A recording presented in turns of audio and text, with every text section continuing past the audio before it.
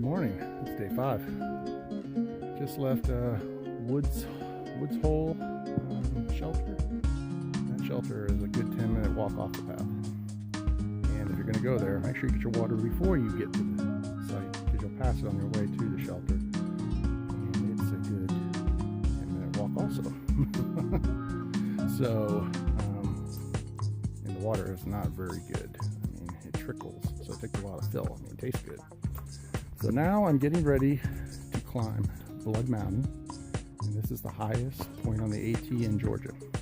It's supposed to be a brutal climb and a brutal descent, and I'll be descending it.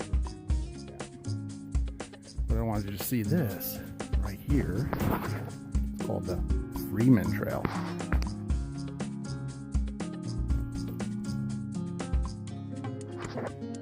You can tell that trail isn't used that much. What that trail is it's a shortcut, so you don't have to go up that mountain.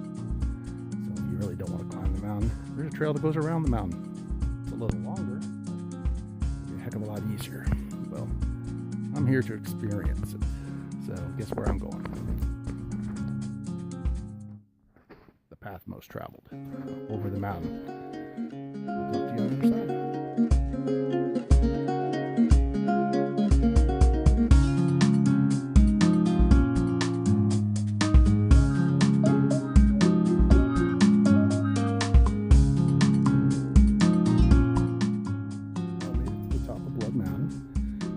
Actually, that hike was not as bad as some of the other I had to climb so far. Out of a scale of 1 to 10, I'd say it's a 5.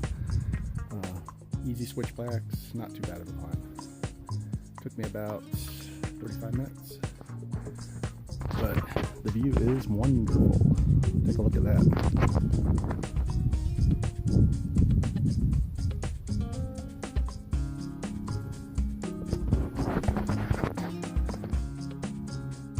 Pretty nice.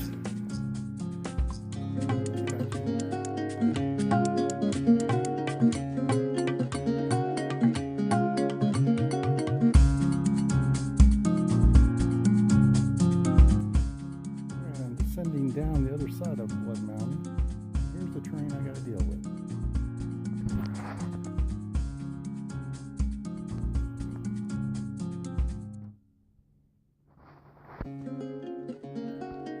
About hard on the knees. May not be a lot of miles down to the bottom, but sure going to be hard.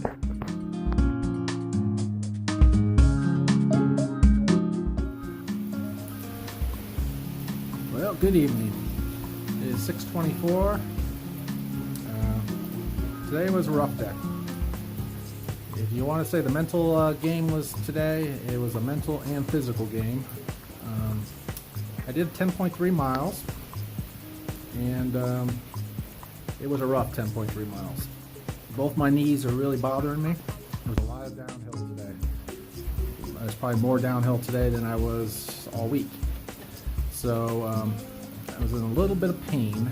And then after I got to Neil's Gap, which was around 11:45, I took about an hour break, had lunch. I was feeling pretty good. I loaded up on water, and I was going to head on out and make it to the next shelter, which I was going to make it to the second shelter past Neil's Gap, I think, which is Low Gap. And it was going to be a pretty good hike.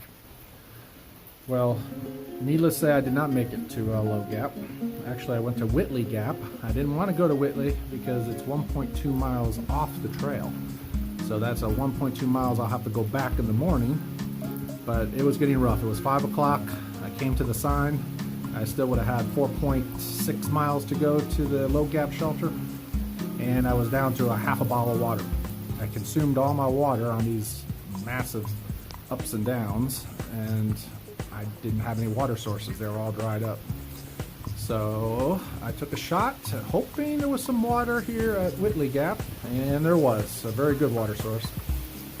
Even though it was a pretty nice hike to get to this shelter, and I'll have to do it again tomorrow to go back out.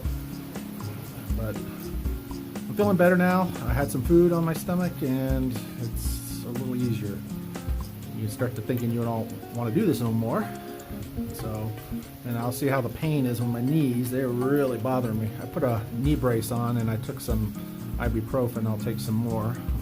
And hopefully, unfortunately, the miles are just a lot. The shelters are spaced out. So I'm trying to figure a little strategy for the next couple of days. Well, I'm going to post this video. Hopefully it will go through. I don't have a very good internet connection tonight. I was spoiled last night. I was actually able to stream a movie last night. Be lucky if I can text someone today.